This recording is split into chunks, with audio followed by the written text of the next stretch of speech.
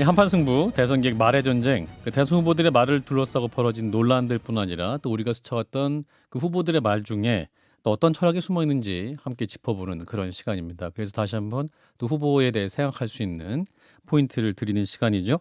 지난 화요일은 이재명 민주당 대선 후보 편을 했었고요. 오늘은 윤석열 국민의힘 대선 후보 편을 준비했습니다. 역시 김수민 평론가 나오셨어요. 어서 오십시오. 네, 반갑습니다. 네. 자, 먼저 두 패널께서 윤석열 후보의 언어에 대해서 한 줄 평으로 좀 정리를 해주시면 좋겠어요. 먼저 진 작가님부터. 미괄식. 미괄식이요? 네. 아, 끝에 있다. 예. 그러니까 문제는 뭐냐면 이런 거거든요. 먼저 딱 나는 이거라고 생각합니다. 발언 취지를 얘기한 다음에 설명을 하면 되는데 그걸 안 하고 일단 설명부터 하는데 그 가운데서 부적절한 표현이 나와버려요. 그럼 일단 거기 꽂혀가지고 나중에 발언의 취지 자체는 망각되는 이게 이제 이분이 하는 실언의 전형적인 패턴이라고 봐요. 미괄식. 자, 우리 김성일 수장님은 부장님, 부장님이요? 예, 뭐 길게 말씀 안 드려도 아시겠죠. 예. 제지를 당한 적 없이 말씀을 오래 해보신 분의 어떤 전형적인 부하 직원들과 함께 담소를 주로 나누시다 보니까 예. 눈치를 보는 법을 잊으신 것이 아닌가. 아. 그래서 하고 싶으신 말씀을 여과 없이 항상 하는 그런 버릇이 뭐 있다. 약간 그러신 것 같아요. 자, 우리 김수민 평론가는 어떻게 정리하셨어요? 네, 저는 이제 조언의 방향을 정리를 해오지 않습니까? 네. 이재명 후보 편 때도 그랬는데 네. 그때는 이제 사이다보다 누룩으로 가라.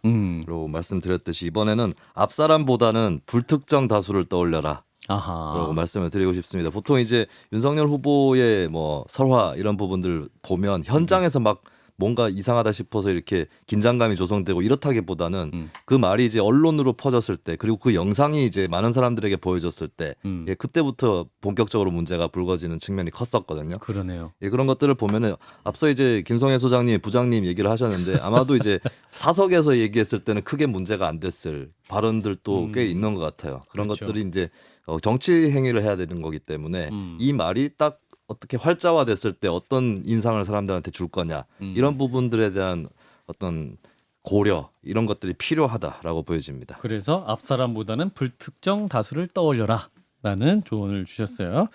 자, 우리 김수민 평론가가 윤석열 후보의 지난 말 문제적 발언을 4개를 모아봤는데 이제 첫 번째 발언부터 한번 들어볼까요? 네. 원전 오염수 방류에서 관련 발언입니다. 한번 들어보시고 가시겠습니다. 사람이 이렇게 뭐 손발로 이런 노동으로 하는 그렇게 해갖고는 되는 건 하나도 없어. 그거는 이제 인도도 안 해. 저 아프리카. 체르노빌이 원전사고 후쿠시마는 이제 저거는 지진과 해일이란 말이에요.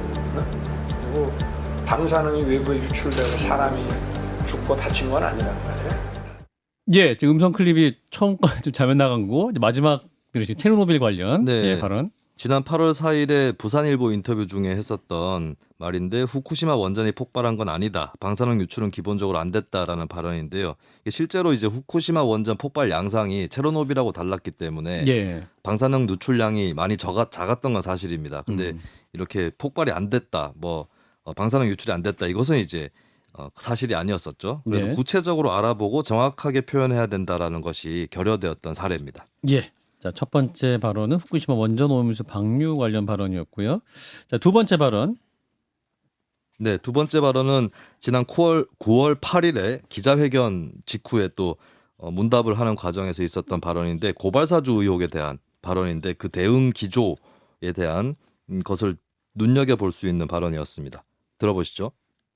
앞으로 좀 정치 공작을 하려면 좀 잘 준비해서 제대로 좀 하고 뭐 인터넷 매체나 또는 무슨 재소자나 의원들도 면책 특권 뒤에 숨지 말고 국민들이 다 아는 그런 메이저 언론을 통해서 좀 믿을 수 있는 신뢰성 있는 사람을 통해서 이렇게 좀 문제를 제기할래도 좀 제기를 해 주셨으면 좋겠습니다.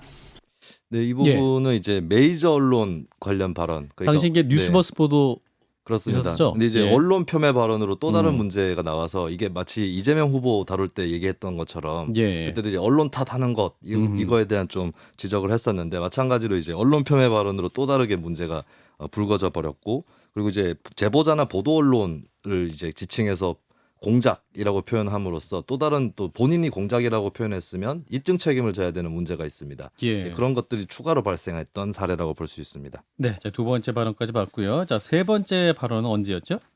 네, 9월 13일 경북 안동에서 대학생들과 간담회를 하던 도중에 나왔던 소위 아프리카 발언이었었는데요. 한번 들어보시겠습니다.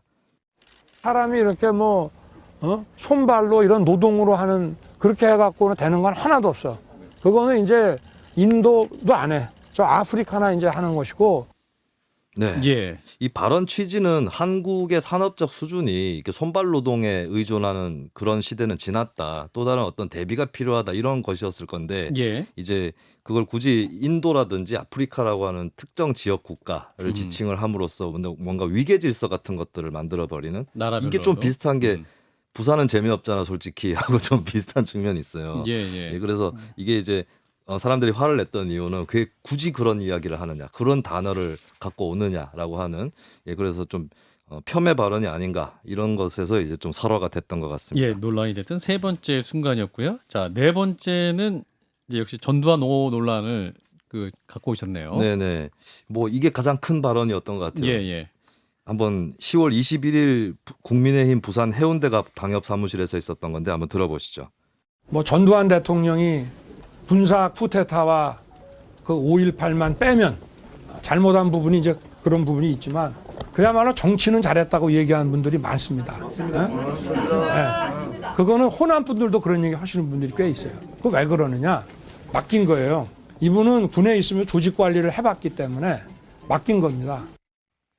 네, 예. 이 부분에 대해서는 뭐 이것을 가지고 전두환 전 대통령을 옹호했다거나 찬양했다라고 볼 수 있느냐 이 부분은 이견이 있을 수 있는데 네. 더 민감해진 부분은 결국에 호남이라는 표현이었던 것 같아요. 그러니까 호남 사람들이 없는 자리에서 영남 지역에 가서 이런 얘기를 했다라고 하는 거 그런 부분들이 호남에서 그런 진짜로 그렇게 정치를 잘했다라고 얘기하고 있는 거냐라는 의구심부터 시작해서 그럼 저런 얘기를 하면 영남에서 통한다고 생각해서 했다는 말이냐? 라고 하는 이런 지역 문제까지 얽히면서 더 민감한 발언이 됐던 것 같습니다. 네. 오히려 지역 감정까지 이용한 것이 아니냐. 뭐 이런 해석까지 또 추후에 나오면서 좀 반발이 있었던 것 같아요. 자, 네 가지 순간을 정리해 오셨는데 두 분은 어떻게 들으셨는지 이런 발언은 저 문제가 있었다. 그리고 해당 그 발언 중에 이런 부분은 또 다르게 생각할 부분도 있었다. 이런 부분 함께 지적해 주시면 신 작가님부터. 뭐 전체적으로 뭐 취지 자체는 뭐 크게 뭐 발언의 취지가 잘못된 것 같지는 않거든요. 근데 문제는 뭐냐면 그 밑에 깔려 있는 인식들이에요. 예를 들어서 후쿠시마 같은 경우에도 이게 이제 단순한 발언의 실수가 아니라 예. 그런 후쿠시마는 작은 사고였느냐 이런 문제를 좀 던질 수가 있는 것이고요. 그 다음에 뭐 아프리카 이 부분도 같은 경우에는 이제 특정 지역에 대한 편협의 감정들이 이렇게 있고 이게 이제 폴리티컬 커렉트니스에 걸리는 문제고요. 예. 그다음에 호남 요 발언도 사실은 뭐죠 김두관 의원도 똑같은 발언을 한 적이 있거든요. 근데 이제 문제는 뭐냐면 여기 호남 분들도 그런 얘기하는 분들이 꽤 있어요. 저는 어떻게 추정을 하냐면은 이거 정말로 꼭 그 당에 가신 분들 있잖아요. 그분들한테 들은 게 아닌가라고 지금 저는 생각을 하거든요. 근데 이런 국민의힘으로 간 부분들이- 호남 분들. 네. 저는 이거 딱 듣는 순간에 그 사람들한테 얘기를 들었구나라는 생각이 딱 들더라고요. 그래서 이런 것들도 사실 폴리티컬 커렉트니스 문제가 있잖아요. 그래서 저는 이런 것들은 좀 실언을 넘어서 약간 후보가 갖고 있는 인식에 좀 문제가 있는 발언이다. 그다음에 그 메이저 언론 같은 경우도 그렇잖아요. 그러니까 이 발언도 사실 마이너 언론에 대한 편견이잖아요. 그렇습니다. 그래서 네. 그런 것들도 보기에는 폴리티컬 커렉트니스가 좀 부족하다. 이렇게 생각합니다. 김성현 소장님. 제가 이 집안 욕을 해야 되는데 큰일 났네. 저희 고모부도 그렇고 저희 할아버지도 그렇고 군 장성이시라 합친 별이 4개인데 예. 이 집안 분들하고 그 집안에 제가 그래서 가끔 장군 어르신들 모임에 껴갖고 이렇게 술도 한잔 얻어먹고 해본 적이 있는데 예. 딱 요렇게 말씀하세요. 그러니까 1번 후쿠시마 모르겠고 2, 3, 4번은 딱 요런 거예요. 그러니까 이제 그 소위 말하는 어떤 엘리트층, 사회 지도층 중에서 밖으로 드러나지 않는 모임에서 하시는 말씀들 중에 이분들이 이제 호남분들이 안 계신 자리였기도 했지만 예를 들면 노동이라는 것은 그러니까 우리는 지적 노동을 하는 사람이고 손발 노동하는 사람 따로 있어요. 뭐 이런 인식이라든지 그다음에 제가 예전에 대학 다닐 때 우리 고모부랑 한번 대판 싸우는데 고모부께서 너 어디서 그런 얘기를 들었어? 그러시길래 제가 한겨레 신문에서 읽었습니다. 그랬더니 야 그건 빨갱이 신문이잖아. 그러니까 이제 신문이지만 인정할 수 없다 그 신문은 이런 태도들 그리고 이제 5.18만 빼 호남분들이 이런 얘기하는 분들도 꽤 있어요. 이건 뭐냐면 그 엘리트 집단에 포함되어 있는 호남분들은 오히려 자기 고향에 대해서 더 폄하하거나 전두환이 잘했다 이렇게 얘기하시는 분들이 또 계신데 예. 그런 의견들이 좀 모여서 그래서 제가 아까 이제 부장님이라는 총화로 말씀을 드린 건데 이렇게 그러니까 서민들과 그러니까 일반인들과 교류하지 못하는 어떤 이런 집단 내에서의 발언이 바깥으로 외화되면서 문제가 생겼던 것이 아닌가라는 것이 저의 좀 평가입니다. 예. 자, 김수희 평론가 윤 후보의 어떤 말이 또 네. 핵심적인 문제를 담고 있다 평론을 해주시면. 네, 저는 네 가지 발언 중에서 좀 심각했던 거는 이제 메이저 언론 관련 발언, 특히 이제 정치 공작이었다, 고발사주 의혹에 대한 그 발언이었던 것 같은데 여기에 대해서 좀 따끔하게 지적한 사람 또 한 명 있었습니다. 홍준표 의원. 네, 이재명 후보에 대해서는 유시민 작가가 지적을 했다라고 제가 한 명 꼽아왔었고, 예, 예. 윤석열 후보에 대해서는 홍준표 의원이 공교롭게도 유시민 대 홍준표가 또 떠오르는 그런 상황인데요. 네, 홍준표 의원이 어떻게 지적을 했냐면 올해 9월 10일자 주간조선 인터뷰에서 이렇게 얘기를 했습니다. 만약 정치 공작 프레임이 깨지면 윤석열 후보는 망한다. 오히려. 그래서 후보가 직접 나서서 실체 자체를 정치 공작으로 해버리면 나중에 어떤 팩트가 나왔을 때 후보가 책임져야 되는 문제가 생긴다. 예. 그러면서 저런 식의 대응은 정치인의 대응이 아니에요. 라고 한마디 했습니다. 그 평론가님 말씀한 그런 부분들, 네. 예, 공작이라고 말했을 때 책임져야 할 부분들 언급을 했던 거군요. 네, 자 윤석열 후보의 문제적 발언들 네 가지 순간을 정리해봤고요. 자 이제 세상에 알려주지 않는 윤석열의 말들. 자 윤석열 후보에게도 멋진 어록이 있죠. 네, 그렇습니다. 대선 후보 전에도 좀 뭐 검찰총장 시절에도 몇 가지 물론 호불호는 갈릴 수 있겠지만 그렇습니다. 있었는데 대선 후보 이후에도 있었던 부분들을 제가 퀴즈로 준비를 해왔습니다. 네, 자 첫 번째 퀴즈부터 볼까요? 네, 사실 이것도 구설수로 번지고 말았는데 7월 20일에 윤석열 후보가 이른바 대구 밀란 발언을 해버렸어요. 근데 사실은 그날 했던 발언들을 보면 풍부했던 여러 가지 얘기들이 있습니다. 대구 지역에 대해서 윤석열 후보가 이모저모를 막 얘기를 했는데 어떤 키워드로서 넣지 않았던 것 그렇게 얘기하는 과정에서 여러 키워드로 대구에 대해서 설명을 했어요. 윤석열 후보 나름에. 예, 근데 그 키워드가 아니었던 것을 맞춰주시면 되겠습니다. 1번 유교 문화, 2번 리버럴, 3번 서구 문물, 4번 타이베이. 참고로 타이베이는 대만의 분지 도시입니다. 네, 자 네 개 중에 고르시면 되겠습니다. 4번은 넣었을 것 같아. 왜냐면 저렇게 복잡한 예문을 넣을 수가 없어. 자, 진 작가님 2번. 2번 리버럴 아니고요. 자, 3번 서구 문물. 3번 서구문물 사이좋게. 네, 감사합니다. 자, 정답은 뭡니까? 그래서 네, 답은 4번 4번 타이베이였고요. 타이베이. 역으로 이용한 거야, 역으로. 제가 그래서 세계 분지 도시가 어디 있는지 일부러 막 검색을 해봤어요. 그러셨군요. 근데 걸려들었네. 타이베이가 아니라 윤석열 후보가 언급했던 해외 도시는 모스크바였습니다. 모스크바. 뭐냐면 한국의 모스크바라는 별명을 대구가 과거에 갖고 있었어요. 그렇죠. 아하. 네, 좌파들이 많았던 도시이고. 분지랑 전혀 상관없잖아. 네, 그러니까요. 원래 함정이었어요. 네, 함정이죠. 예. 그거 대구의 역사를 윤석열 후보가 잘 꿰뚫고 있었다는 거거든요. 그렇군요. 그러니까 윤석열 후보가 대구 경북이 보수적이라 생각한다라고 얘기를 하면서도 자기가 생각하는 보수는 대구 지역이라 어른을 공경하고 유교 문화가 정착되어 있는 그런 보수지 기득권적인 보수가 아니다. 이런 얘기를 윤석열 후보가 했었고요. 예. 그리고 알고 보면 또 진보적인 도시다라는 주장도 했습니다. 윤석열 후보가 해방 이후에 서구 문물을 일찍 접한 도시였고 한국의 모스크바라는 얘기도 나올 정도로 깨우친 분들이 많았다. 오히려 진보적이고 리버럴한 도시다. 이런 얘기를 했는데 제가 사실 이제 대구 경북 출신이라서 좀 이런 언급이 반갑긴 했었어요. 아, 기분 좋은. 왜냐하면 항상 이게 대구 경북만의 문제가 아니라 어떤 지역이 있으면 그 지역을 굉장히 일색으로 규정하려고 하는 사람들이 많거든요. 그렇죠. 근데 보통 보면은 그 지역에 좀 기득권에 해당하는 분들이 거기 합세하는 그 근거를 제공해주는 그런 경우들이 있는데 예. 윤석열 후보 좀 그래도 이 지역의 다채로운 면모를 알고 있구나라고 하는 그런 것들이 느껴질 수 있는 발언이었습니다. 대구에 갔다가 우연히 이제 몇십 년 전에 거기 사진 작가 집단들이 낸 회보가 있더라고요. 거기 논문들을 봤는데 굉장히 수준이 높은 거야. 근데 그 사람들 다 어디 갔지? 이런 생각 한 적이 있습니다. 예, 그렇군요. 김상현 소장님은 이 윤석열 후보의 이 발언 어떻게 들으셨는지? 뭐 크게 생각 없습니다. 상대가 잘한 건 조금 더 인정할 수 없다. 자, 김상현 평론가, 이 발언에 이제 적합적 평가를 좀 내려주시면. 종합적으로는 이제 지역에 대한 깊은 관심이 있고 편견 없이 이해하는 그런 태도가 보여졌던 것이 있고, 그러니까 그 지역을 자기한테 꿰맞춰서 해석하지는 않았다. 왜냐하면 본인이 보수 정당으로 갔는데 예. 그래도 진보적인 도시라고 표현을 하는 거. 그럼 거꾸로 얘기했을 때 윤석열 후보 본인도 나도 어느 정도 진보적이다 이 말을 또 전한 것이 아닌가. 예, 근데 문제는 이제 밀란 발언으로 다 덮여버렸다라고 그렇군요. 하는 거니까 이 정치인의 한마디 한마디에 굉장히 힘들다라는 걸 또 보여주고 있죠. 예, 그 안에는 또 다양한 말이 있었다. 그 중에 생각해 볼 수 있는 포인트를 또 짚어주셨습니다. 자, 첫 번째 문제 풀어봤고요. 자, 두 번째 문제 함께 또 풀어보겠습니다.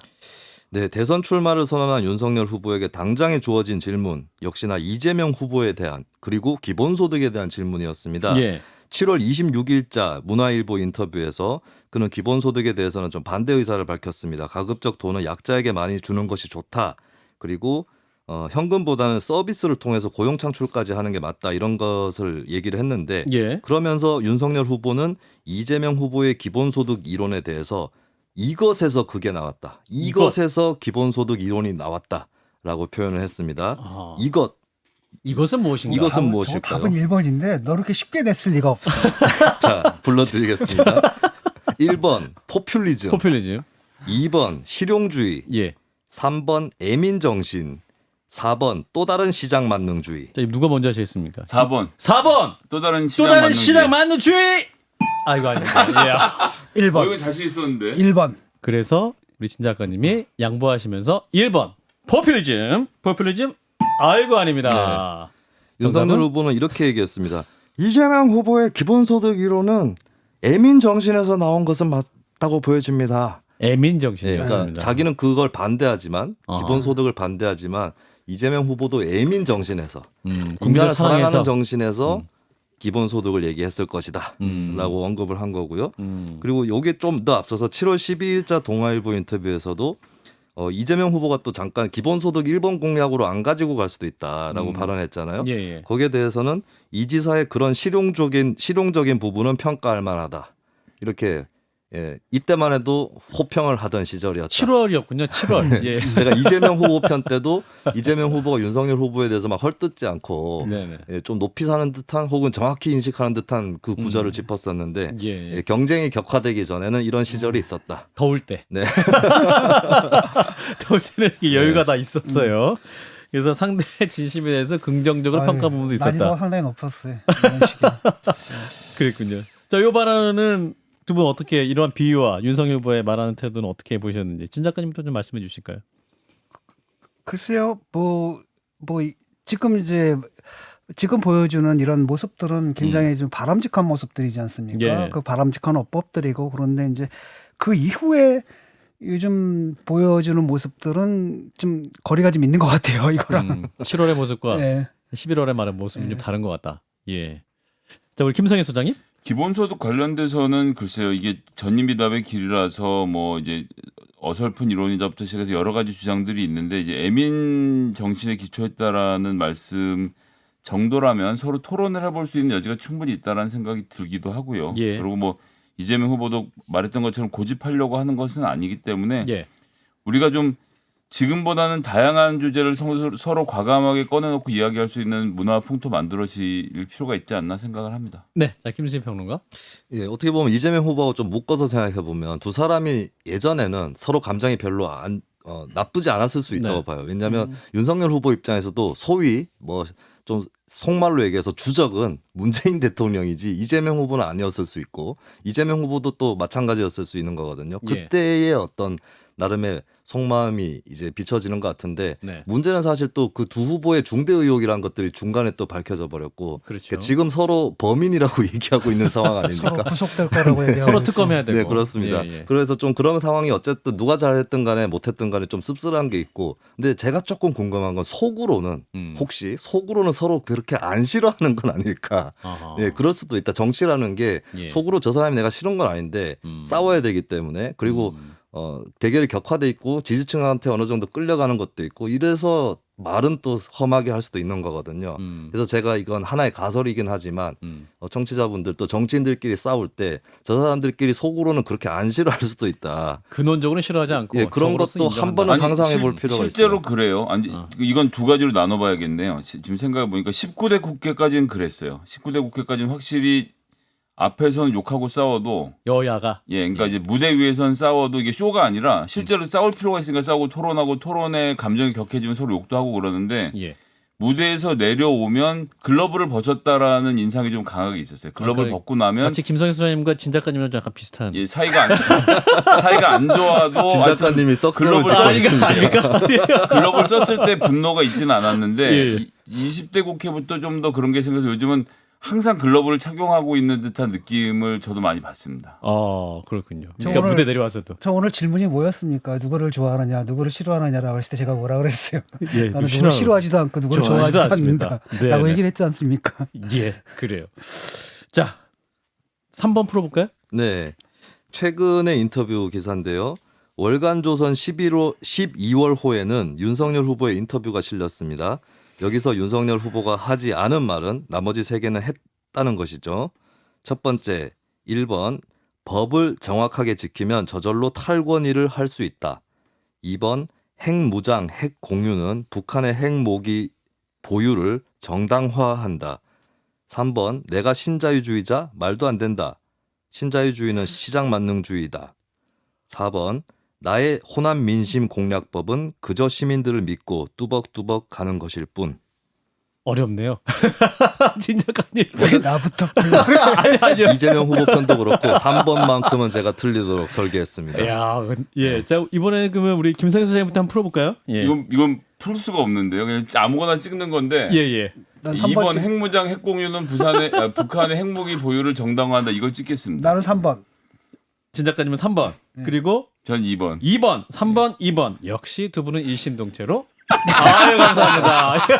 4번. 4번입니다. 4번. 네, 일단 했던 말을 보면 어지러워. 법치가 곧 탈권이다 이런 논리가 나와요. 예, 그리고 이제 왜냐하면 법치를 안 하고 벗어나면 거기서 권위주의가 시작된다 뭐 이런 얘기가 되겠죠. 네네. 그리고 핵무장 핵공유에 대해서도 뭐 최후의 수단이지 이걸 하면은 북한의 핵무기 보유를 오히려 정당화한다 이런 발언을 했고 예. 또 이제 본인 신자유주의자 아니다. 음. 시장만능주의자 아니다 이렇게 얘기를 했습니다. 4번은 뭐냐면 호남 민심 공략에 대한 질문이 실제로 나왔는데 윤석열 후보가 이렇게 얘기합니다. 들었던 기억이 나는데. 나는. 호남이 적진이 아닌데 왜 그것을 공략해야 됩니까? 네, 아, 예. 적절했어 그 발언. 네네. 그래요. 이 발언은 어떻게 평가할 수 있을까요? 그러니까 말 그대로 공략이라고 하는 건 전쟁적인 표현이거든요. 근데 자신이 거기를 적으로 생각하지 않는데 왜 공략하느냐? 사실은 더 민감하고 세심하게 고려하면 과거에 민주당 계열에서 영남 지역으로 진출하는 표현도 좀 틀린 건데 동진 전략이라는 표현이 있었어요. 네네. 그 말인즉슨 동서구도를 그냥 가정하고 있다는 거거든요. 예. 예, 그런 말에 대해서도 이제 비판할 수 있는 건데 이렇게 뭐 공략 대상이 아니다라고 하는 거는 아까 진중권 작가가 지적하셨던 언피시한 발언들이 있었다고 하는데 뜻밖의 굉장히 피시한 발언이었다라고 그렇군요. 하는 걸 또 예, 좀 이 부분은 긍정 평가할 수 있을 것 같습니다. 진짜 이거는 딱 들은 발언 중에서 제일 괜찮은 것 같아요. 그러니까 이런 것들 딱 들으면 아 그렇구나 하면서 우리가 잘못 생각한 것까지도 맞네요. 깨우치게 해주잖아요. 근데 이런 발언만 하시면 좋을 텐데 김 소장님. 윤석열 후보 좀 뭐랄까 후회할 수도 있을 것 같아요. 활자 매체가 아니고 영상 매체에서 할 걸. 아니 근데 그분은 찍어놨을지 몰라요. 활자 매체로 된 인터뷰는 멀쩡해. 그리고 심지어 괜찮아. 근데 이제 영상만 나오면은 불안한. 그렇군요. 이렇게 마무리할 시간이 돼서요. 이제 두 분이 이제 윤석열 후보에 대한 말에 대한 최종 조언 한 20초씩 들어볼까요? 우리 진 작가님부터. 예, 좀 전에 말씀드린 것처럼 네. 이분은 이제 활자 매체로 좀 정제된 얘기를 할 때는 괜찮거든요. 근데 네네. 이제 그 PC 있죠. 폴리티컬 커렉트니스를 조금 더 생각을 좀 하시고 좀 단련이 좀 되셔야 될 것 같아요. 네, 김 소장님. 예, 너무 설명하려고 하지 말고 예를 들지 말고 짧게 말씀하시면 좋지 않을까 조언 드리겠습니다. 네, 김수인 평론가도 10초 정도 마무리. 네, 저는 일례로 들면 고발사주 의혹 관련해서 얘기했던 것 중에 잘 준비해서 제대로 좀 하라라고 했는데 그런 어투는 특유의 어법이거든요. 근데 그 상대가 언론인 것, 제보자인 건 잘못돼 있기 때문에 차라리 민주당이라든지 예, 정치권을 향해서 먼저 공격하는 게 더 낫지 않을까 그렇게 보여집니다. 네, 대선객 말의 전쟁 윤석열 후보 편이었습니다. 김수민 평론가 수고하셨습니다. 고맙습니다. 네, 감사합니다.